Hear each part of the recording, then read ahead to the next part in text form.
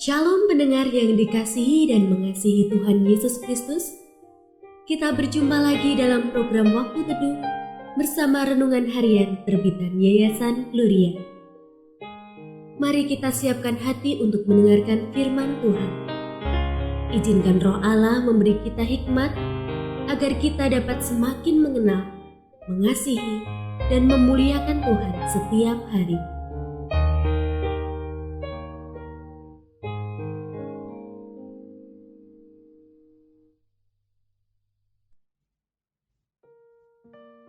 Bagian firman Tuhan yang akan kita baca hari ini adalah dari Hosea pasal 4 ayat 1 sampai 6.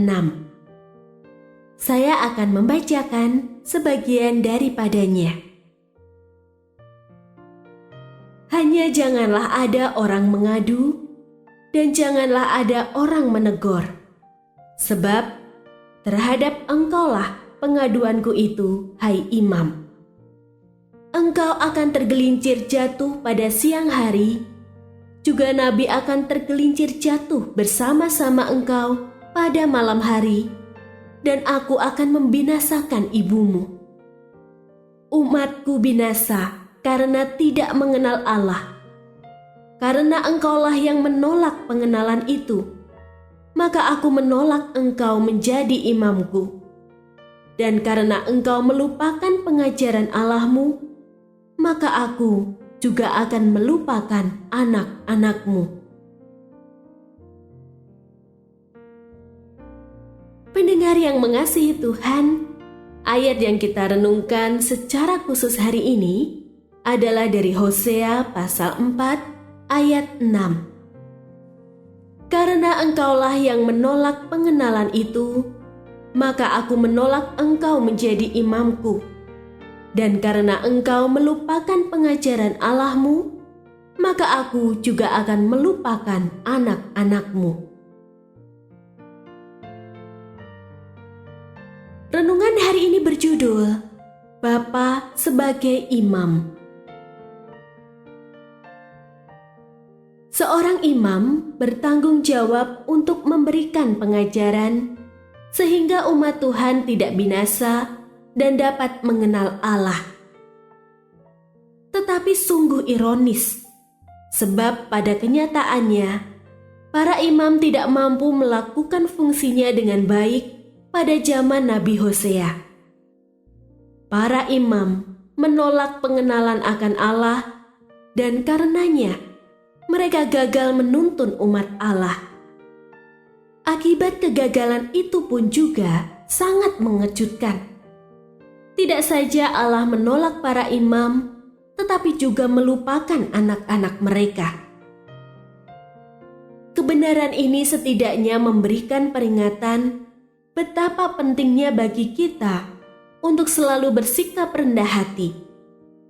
Sebagai seorang imam, kita masih perlu pengajaran-pengajaran firman Tuhan yang akan mengajar kita menjadi seorang yang mengenal Tuhan. Rendah hati ketika ditegur akibat kesalahan yang kita buat, jujur mengakui kesalahan, terbuka dan sabar saat dikritik, dan sebagainya. Jika kita seorang yang mengenal Allah dengan benar, maka kita dapat menjalankan tugas keimaman dengan benar. Perhatikanlah bahwa kasus kegagalan para imam dalam kitab Hosea terjadi dalam suatu bangsa. Bila hal ini terjadi dalam sebuah keluarga, apa akibatnya? Siapakah imam dalam keluarga? Bukankah ia adalah ayah atau suami yang dibantu oleh seorang ibu atau istri? Jika kita gagal menjalankan keimaman dalam keluarga dan tidak bertanggung jawab memberikan pengajaran yang benar kepada anak-anak kita, maka anak-anak pasti berjalan ke arah yang salah. Sukacita terbesar saat melihat anak-anak kita hidup dalam kebenaran Allah dan tidak dilupakannya. Semoga setiap imam sekaligus sebagai ayah menyadari hal penting ini. Sebagai para imamnya, kita dipanggil untuk mengajarkan kebenaran bagi keluarga kita.